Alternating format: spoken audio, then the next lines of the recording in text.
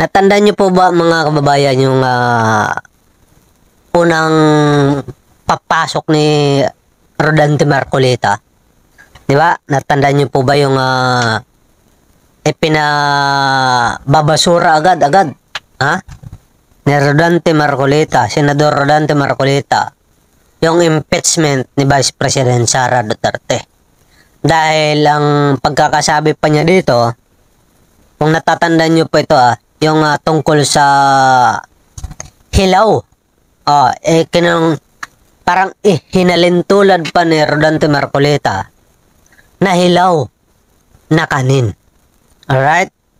Ngayon mga kababayan, dahil sa sinabi dyan ni Rodante Marcoleta versus Lacson, ito mga kababayan, magugulat kayo dito. Si Rodante Marcoleta, abogado. At 3 beses yata ito nag-congressman bago tumakbo sa pagka-senador. Pero si Lacson naman, hindi po ito abogado. Pero ito po ay naging dating chief PNP. At pabalik-balik na lang ito sa pagka-senador. At tumakbo na rin ito presidente. Yun nga lang, siyempre, natalo mga kababayan. Bakit ko nababanggit yan? Pare sila senador ngayon, no? Bakit ko nababanggit ito? Kasi nga po mga kababayan, itong si Lacson at Rodante Marcoleta, nagtalo po ito tungkol sa impeachment. Abogado, unang-una nagsalita mga babayan ay abogado si Rodante Marcoleta. Ang gusto niya, ibasura agad-agad ang impeachment ni Vice President Sara Duterte sa Senado. Kasi para itong kanin na hilaw, hindi pa luto. Kaya ang sinabi dito mga babae ni Lacson, mukhang mali. Mali raw ang interpretasyon ni Rodante Marcoleta na hilaw. Kasi mga kababayan, sa totoo lang, ay yung impeachment naman yan, ay dumaan naman talaga yan sa tamang proseso. Di ba? Dinaan sa pag-iimbestiga. Yun nga lang, hindi naman dumating si Sara. Ilang beses po sila nag-imbestiga dyan. Kung yung bibilangin natin, mga 8 po na investigasyon ang ginawa dyan ng Congress dito kay Vice President Sara. Pero hindi po siya nagpaliwanag. Una, hindi siya dumating. Pangalawa, dumating pero hindi siya nanumpa. Pangatlo, nanumpa pero umalis naman siya. Yung pagkakatanda ko mga babae na. Pang-apat, dumating uli. Pero umalis na naman dahil na ospital. Hinimatay yung kanyang staff dyan sa OBP. Kaya hindi po siya natatanong mga kababayan kung ano-ano kasi mga dinadahilan ni Vice President Sara kapag dumarating sa hearing.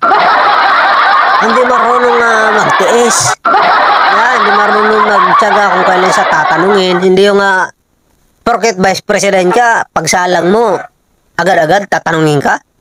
Siyempre, hindi naman yun dahil uunahin muna ang dapat unahin bago ka tanungin. Diba? Titingnan muna nila yung mga sangkot kung talagang napunta ba talaga sa iyo, kung aamin ba itong mga to, bago ka tanungin nila. Diba?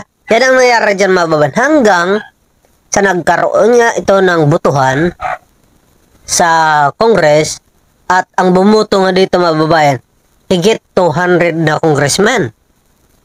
Proseso na agad yan mga babayan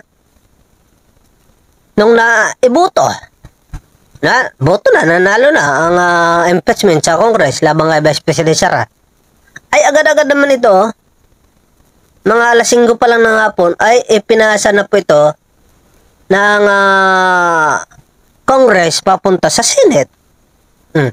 Diyan pa lang, lutong-luto na mga kababayan, no? Ibig sabihin, hindi hilaw. Dumaan sa tamang proseso yan, mga kababayan.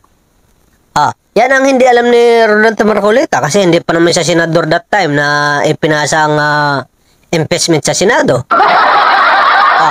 Pero anong ginawa ni Chis Escudero at saka ni Joel Villanueva? Wala na raw time. Imbes na pag-usapan po nila itong impeachment, ay wala na raw silang time. Tinulugan po nila ito hanggang sa binatikos sila na binatikos. Para mawala ang batikos, nangako sila sa junto. Sa junto mga kababayan ha. Pagdating ng junto, inurong nila June 11. Wala na naman. Pagdating ng June 11, wala na naman. Sinabi nila, sige, sa ano na lang, sa sunan na lang ng presidente. Dumating yung 28. Wala na naman. Kaya halatang halata po na talagang tinulugan po ito ng Senado. Kaya anong sinasabi ni Rodante Marcolita na hilaw? Kaya ito si Lacson mga kababayan, napareact tuloy dito sa sinabi ni Rodante Marcolita. Kasi mga babayan, ang sinasabi kasi ni Rodante Marcolita ay ibasura daw itong impeachment kasi hilaw nga raw mga kababayan. Ngayon tuloy, napareact itong si Lacson. Pakinggan natin ang sinasabi ni Lacson dito laban kay Rodante Marcolita. Seems to be yielding to Yes, Senator. Mr. President, may we recognize Senator Lacson, Mr. President?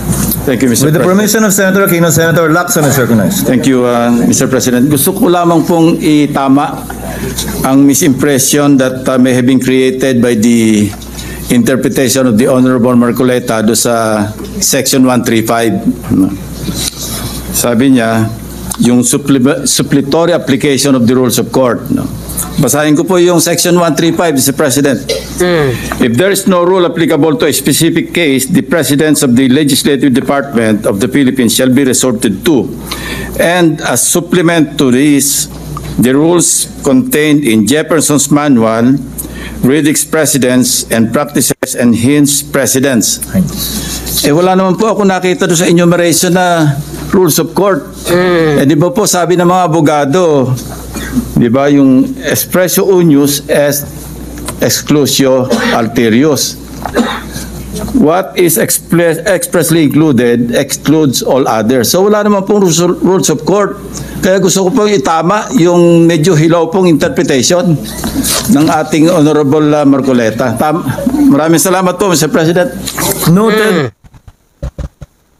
Gustong itama ang hilaw na interpretation ni Honorable Rodante Marcolita dito sa paniniwala niya sa impeachment ni Vice President Sara. Alright. Itinama, ito mga babayan ang nakakatawa dito.